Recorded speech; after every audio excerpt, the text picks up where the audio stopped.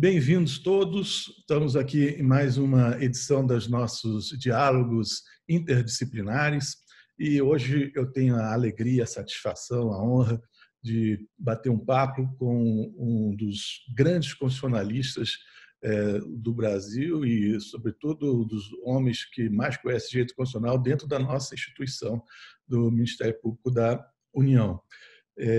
Vamos conversar agora dentro desse nosso ritmo, né, de saber o que a pandemia tem trazido de relevante em termos de reflexão constitucional, com o meu querido amigo Walter Rothenburg, que é nosso colega também na Procuradoria Regional da República da Terceira Região e professor no Instituto Toledo de Ensino e hiperqualificado academicamente, com publicações que são de indispensável leitura.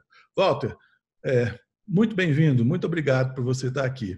Deixa eu fazer uma pergunta para você, aí já para a gente começar a nossa conversa. Uma das questões mais interessantes que tem havido aí com o coronavírus é a resposta que os estados precisam dar para combater o vírus, né? São respostas que acabam interferindo sobre esferas das liberdades das pessoas, dos indivíduos. Em alguns lugares, isso tem levado até a conflitos judiciais, outros menos. Antes da gente começar a gravação, nós estávamos conversando que na Alemanha mesmo, né, foi encaminhado lá para a Corte Constitucional uma questão sobre, porque lá a regra é de que não poderia ter mais do que duas pessoas próximas, né? E um grupo queria fazer uma manifestação justamente contra essa regra de que impedia a aglomeração. E eles, então, apresentaram uma petição para a Corte Constitucional que acabou, por questão formal, não entrando no assunto, mas dizendo que o assunto era importante, que esperava, em alguma ocasião, tratar desse tema. Então, eu pergunto para você, Walter, como é que ficam essas questões? A gente está vendo aí que o Estado toma algumas medidas que limitam a circulação das pessoas, limitam o direito de reunião. Por outro lado, nós temos aí a questão do direito à saúde, né? Como é que a gente pode encarar esse momento crítico aí da pandemia sob o ângulo dos direitos fundamentais? Paulo, é uma honra e uma alegria muito grande estar com você, portador de tantas virtudes, inclusive de ser um simpático mentiroso a respeito das minhas inexistentes qualificações, né? De jeito nenhum. Mas veja você que a vida dos direitos fundamentais não é uma vida fácil, né? E, assim, paradoxalmente, talvez a melhor maneira que a gente tenha de proteger os direitos fundamentais seja oferecer uma argumentação e uma tecnologia satisfatória para quando eles estão em conflito, para quando eles estão em concorrência.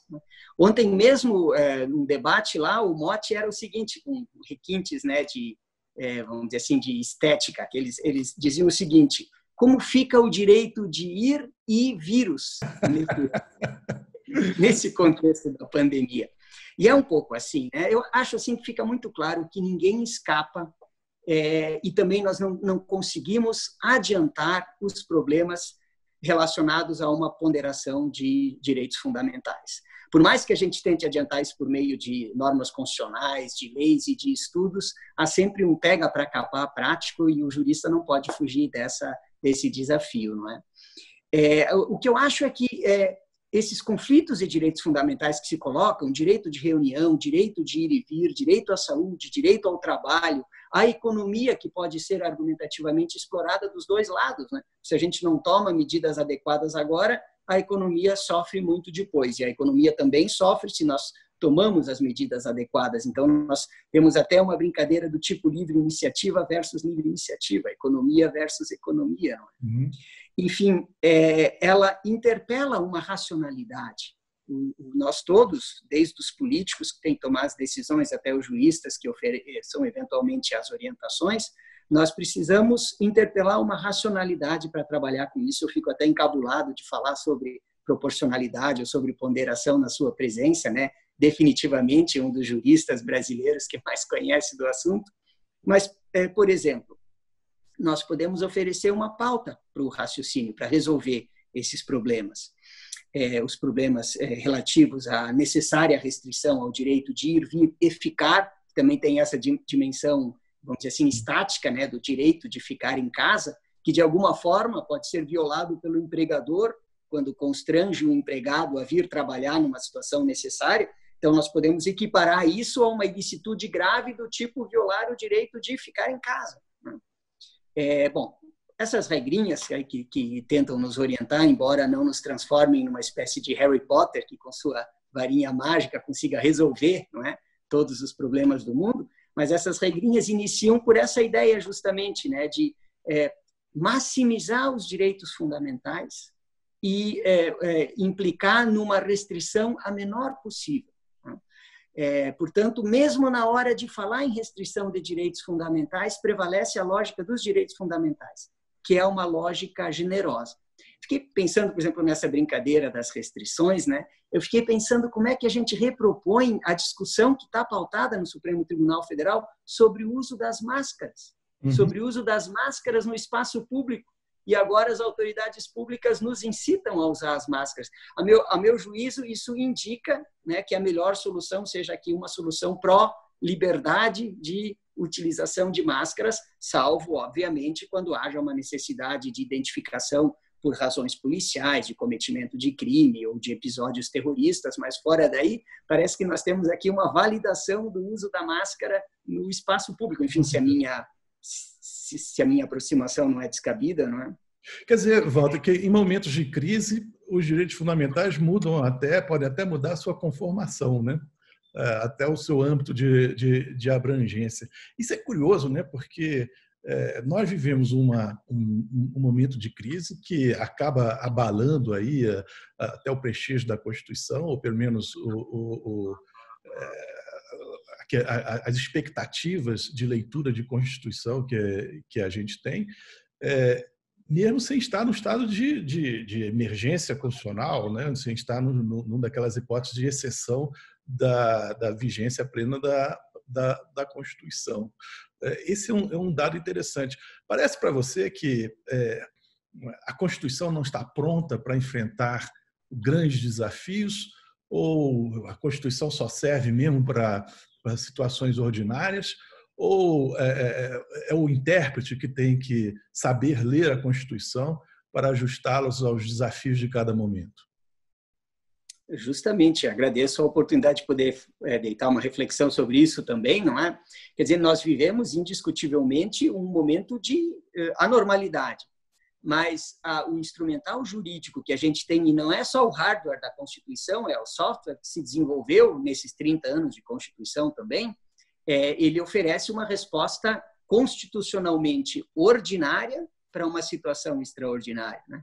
O próprio fato de nós termos, já em 2020, editado uma lei, né, democraticamente homologada pelo Parlamento, dando a estrutura para um enfrentamento disso, o presidente da República fazendo uso das medidas provisórias quando é o caso, os prefeitos e governadores, enfim, o próprio presidente editando seus decretos, mostra como as instituições funcionando e o Supremo Tribunal Federal, ora, impugnando algumas dessas opções políticas. Mostram que o arsenal oferecido pela Constituição e a maneira como a Constituição tem sido praticada tem sido mais do que suficientes, né?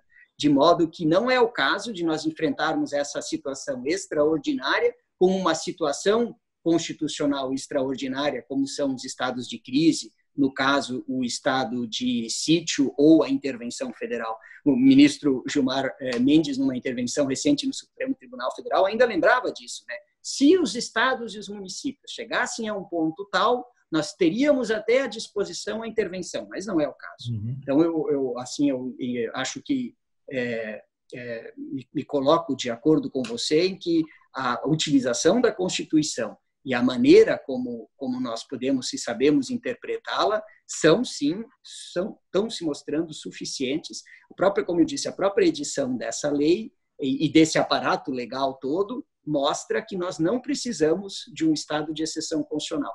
Curiosamente, na África do Sul, a lei, que é uma lei de 2002, que fala de momentos de crise graves, calamidades, etc., ela prevê a possibilidade também de proibição de transporte, oferecimento e venda de bebidas alcoólicas.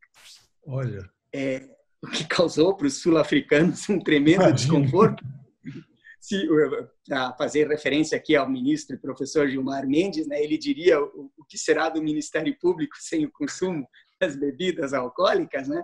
Mas assim, a nossa legislação não permite isso. Um outro ponto aqui, Walter, você falou e você viu vários princípios, vários valores constitucionais aí que estão em jogo, né? Falou do trabalho, liberdade de iniciativa, direito à saúde, as liberdades básicas de vir, de reunião, a liberdade religiosa, né? Também tudo isso ficou afetado, né? Nesse momento. E você falou aí, você é sempre muito gentil, né? Referiu aí a ponderação, que é um tema que eu acho interessante também. E a gente sabe que na hora de fazer a ponderação, a gente tem que conhecer os fatos, né? Para você fazer uma ponderação legítima, você tem que levar em conta um dos critérios, né? Um dos elementos para o balanço é a credibilidade das premissas de fato, né? Que a gente adota para conduzir o raciocínio. E a gente vê que nessa pandemia, o que acontece é uma instabilidade enorme com relação ao que a gente acha que sabe. Lembro da OMS, algum tempo atrás, ela dizia só médico deve usar máscara. E agora, não, todo mundo deve usar máscara, isso vai reduzir bastante o problema da difusão do vírus. Há um debate grande com relação a certos medicamentos que acabaram que ideologizaram a discussão. Enfim, até o conhecimento do que o vírus faz, né? De um primeiro momento se achava que ele atacava diretamente o pulmão, depois se diz, não, ele faz um ataque sistêmico, né? no organismo do infectado. Eu acho que a gente está num momento de dificuldade, né? Até para fazer uma avaliação sobre se as ponderações que são feitas pelas autoridades políticas, né, merecem ser chanceladas ou não quando elas vão a juízo. E aí a gente começa a descobrir decisões, a gente começa a ver decisões que são estranhíssimas, né? Outro dia eu vi alguém comentando que um juiz tinha colocado numa decisão que ele lamentava muito para aqueles que tinham colocado a roupa para trabalhar, mas que ele ia proibir que todo mundo fosse para a rua mesmo, né? Apesar de o prefeito não ter estabelecido a quarentena, enfim, a restrição de mobilidade. E um outro caso foi o oposto, né? O prefeito tinha estabelecido que ninguém ia poder ir às ruas, a não ser para casos excepcionais, e o juiz disse, não, eu acho que deve ser uma bobagem, não está assim tão grave o problema. Então, os fatos, quando eles se tornam muito fluidos, ou pelo menos muito incertos quanto aos seus contornos reais, eles acabam levando a decisões judiciais que, pela confusão que causam, acabam tornando o problema ainda mais agudo. Será que não é o caso de haver uma certa contenção do judiciário nesses casos em que os fatos estão tão pouco nítidos e deixar que os órgãos políticos tomem essas decisões? Eu me lembro eu vi algum tempo, uns dias atrás, uma frase do Habermas, fala assim, precisamos, sobre o coronavírus, né? Ele falando dessa incerteza científica que está rondando aí o momento, ele diz, nós precisamos agir com o saber explícito do nosso não saber, né? Que é uma forma muito elegante de dizer estamos perdidos, né? Nesse quadro, será que não é hora do judiciário se conter e não ficar dizendo que o órgão político tem que seguir tal ou qual corrente científica que ainda não alcançou um prestígio absoluto na sociedade? Só uma provocação para saber o que você acha. É impressionante como o Jürgen Habermas mantém essa lucidez que nos falta, Aos justamente 90 anos, né? aos 90 anos. E também não é menos verdade que isso tudo nos remete, né, para vamos dizer, para uma recorrência socrática, né? Nós sairemos dessa crise com certeza com mais pontos de interrogação do que entramos, né? Mas eu concordo com você aqui na dupla dimensão, né, em que quando você, de forma teórica muito acertada, diz o seguinte: nós temos que, no juízo de ponderação, prestar a devida reverência aos fatos, né, e não às falsas impressões e nem às apressadas impressões. E eu acho que você também acerta na prática quando verifica que alguns juízes, algumas instâncias do judiciário resolvem simplesmente, de forma arbitrária, substituir os seus juízos num plano que não é o técnico seu. E aqui, claro, que muita contenção científica se exige, e eu acho que assim, até mesmo uma certa contenção no plano do caráter. Eu só não tenho muita certeza se, de alguma forma, né, nesse jogo democrático assim tão dialético, se essa falta de responsabilidade social e também falta de racionalidade, ela não está presente também em algumas decisões políticas. Por exemplo, um decreto de um prefeito que disse que as pessoas estariam proibidas de ir à rua com crianças até 14 anos. Quer dizer, era preciso uma justificativa para isso? Ou então, aquele outro prefeito que estabeleceu por decreto, portanto, por um ato oficial, que houvesse uma semana dedicada à religiosidade, né, à contemplação, às orações, confundindo completamente essa dimensão tão importante num momento de insegurança, que é a dimensão do metafísico, com a questão, né, da determinação política, enfim, administrativa. Então, o que me parece aqui é que, nesse momento, a gente tem que dar uma atenção muito grande para os fatos sob a lógica da medicina, sob a lógica da ciência dos laboratórios, né? Eu fico pensando muito na inconstância, né? Então, um governador tem um decreto restritivo e várias prefeituras têm um decreto mais permissivo. O próprio prefeito, acusado de esquizofrenia, ele edita um decreto proibindo o comércio e depois, por uma legítima reivindicação da associação comercial e tal, ele amaina esse decreto. Como é que a gente pode fazer um juízo crítico sobre isso? Bom, primeiro prestando muita atenção no que nós temos de ciência, de medicina, né, de farmacologia, e aqui também nós temos muita divergência, temos muito pouco, mas não quero com isso dizer que as considerações econômicas devam ser alijadas, de jeito nenhum, mas assim, uma prevalência da argumentação médico-científica, né? E aí, por exemplo, princípios como o da proteção insuficiente, princípios como o da eficácia impeditiva do retrocesso e, sobretudo, a devida e persuasiva justificativa no que nós temos que nos ater. Enfim, penso eu, tentando concordar com você. Não, eu acho que nós pensamos de forma muito parecida mesmo. E é um dado interessante, né? Porque nós temos que lidar com consensos, né? E aqui fica bem claro que o consenso nem sempre corresponde à verdade. Então, é possível que com a evolução da ciência, aquilo que era tido como certo deixa de ser. O que o coronavírus está fazendo é imprimir uma velocidade imensa, né, a essas revisões de convicções científicas, né? Há casos que o juiz realmente que certas decisões políticas são absurdas, né? Essa que você mencionou é um exemplo muito bacana.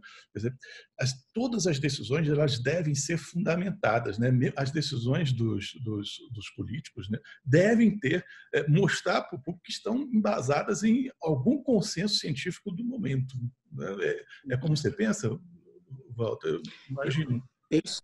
Penso que do ponto de vista assim das macro decisões, né, a gente tem que ter uma fundamentação muito rigorosa, muito rígida, e penso também que nós assim que conseguimos, né, formular hipóteses para ajudar nisso tudo no conforto das nossas casas, porque somos juristas e muitas vezes não somos os heróis da linha de frente, como os profissionais da área da enfermagem, medicina, segurança pública, etc., que nós, justamente, nós temos que oferecer esses indicativos de ponderação, de autocontenção e de racionalidade, com um certo apego aos protocolos.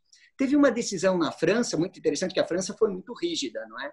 ela teve a maneira que ela encontrou para enfrentar isso com algum sucesso foi de estabelecer limitações muito rígidas à liberdade de locomoção. Estabeleceu lá uma gradação de penalidade. Se você fosse flagrado sem justificativa na rua, primeira vez, uma multa. Segunda vez, uma multa bem maior. E na terceira vez, inclusive, o constrangimento físico, né? Em que você poderia ter uma restrição de liberdade. Pois um sujeito numa cidade grande da França, que não era Paris, ele, na terceira vez, ele sofreu uma detenção. E a advogada conseguiu anular essa detenção porque descobriu que o aparato policial estava utilizando um aplicativo que era autorizado para as infrações de trânsito, mas que não era. Então, isso é muito violento, né? Há uma restrição, inclusive a confidencialidade, a privacidade do sujeito utilizar dados de aplicativos de celular. E naquela quadra isso ainda não tinha sido estendido para a crise sanitária. Então, esse exemplo me parece assim uma chamada de atenção na gente, né? Sobretudo quem estiver ali a ponto de poder, com sua autoridade, oferecer restrição aos direitos fundamentais, também não se esqueça dos protocolos. Perfeito, mas olha, fantástico. Walter, eu estava olhando aqui, ouvido encantado as suas palavras e vi que nós passamos do nosso tempo, né? Eu já estou ocupando você por mais tempo do que eu devia. Então, vou fazer só uma última pergunta para você. Você é otimista sobre como nós vamos sair desse quadro que tem que ser transitório, né? Do pico da crise do coronavírus? Você acha que o direito vai sair engrandecido, o prestígio da Constituição vai ser mantido, ou você é pessimista? Extremamente otimista. Eu acho que assim esse isolamento, esse medo, né, essa confissão de fragilidade vai servir para desenvolver as tecnologias, interligar a ciência, estimular as solidariedades. Então, nós vamos sair enriquecidos do conhecimento e no plano afetivo do isolamento social, nós vamos valorizar mais ainda as presenças físicas, isso é chavão, mas eu acho que definitivamente a nossa geração terá conseguido quebrar um preconceito, que é essa coisa de que nós temos que usar gravata. Nessa época, deu para ver que não precisa de gravata. Eu também estou sem a gravata.